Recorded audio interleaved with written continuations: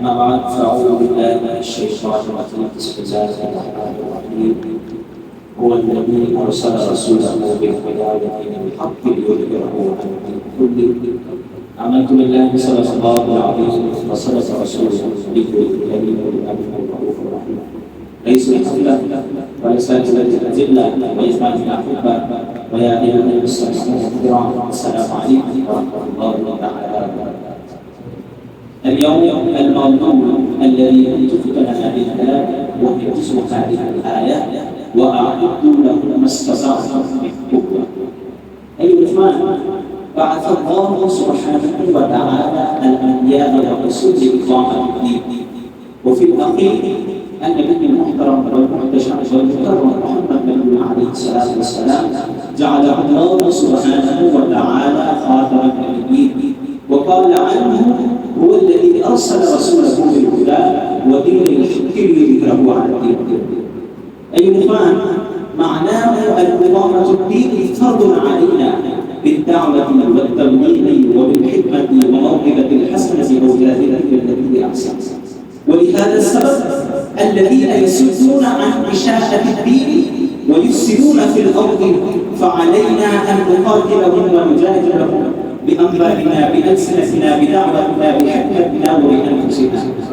أيها الإخوان، هذه حكمة أن نستعد للقتال والجهاد. أولا نستعد قوتنا بصورة أسلحة آلية، بصورة أسلحة نبوية، بصورة أسلحة تكوينية. وقال رسول الله صلى الله عليه وآله وسلم: القوة الرب، أو كما قال عليه الصلاة والسلام. والمفسرون استخرجوا من هذه الآية وقالوا في ضوء هذه الآية: أولا الاستعداد للجهاد عبادة، كما هو قبل الصلاة عبادة. والثاني جمع أسباب الجهاد لازما كما أسباب السفر والنزول قبل السفر.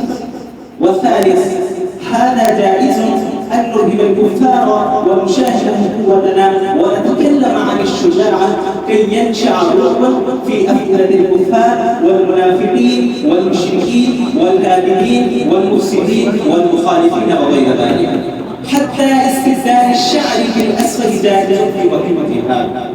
أيها الإخوان، مع القوة الجسمانية والمالية أهم، ولكن لولا قوة الروحانية لما نفوز في الدنيا والآخرة. أولا ينبغي لنا أن نستعد بالقوة الروحانية والمالية والجسمانية والأخلاقية. والشيء الثاني الاتحاد والاتفاق بين المسلمين وممالك الإسلام. إن ممالك الإسلامية متحد ومتفق سيكون لنا أمن وقوة ورعب ووقار وسلم وخوف في العالم. وإن تتفرق لا طاقة لنا، كما ننظر ونشاهد في هذه الأيام عن فلسطين وهكذا. أيها الإخوان، كما ورد في الحديث: الكفر ملة واحدة. فأولا نفكر ماذا بعدنا.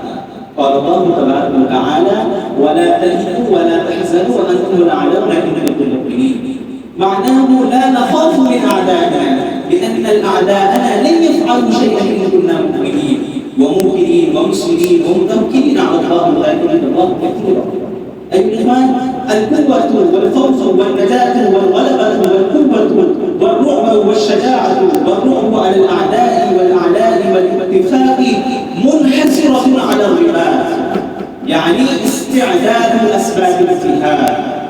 أيها الإخوان، وفي الأخير كما قال رسول الله صلى الله عليه وآله وسلم: المؤمن للمؤمن كالبنيان يشد بعضه بعضا. وأنا أريد أن أقول لكم: فوزنا السيرة النبوية موضوع في السيرة النبوية وأصحابه. أنا أختم كلامي على هذا وما دون فيه إلا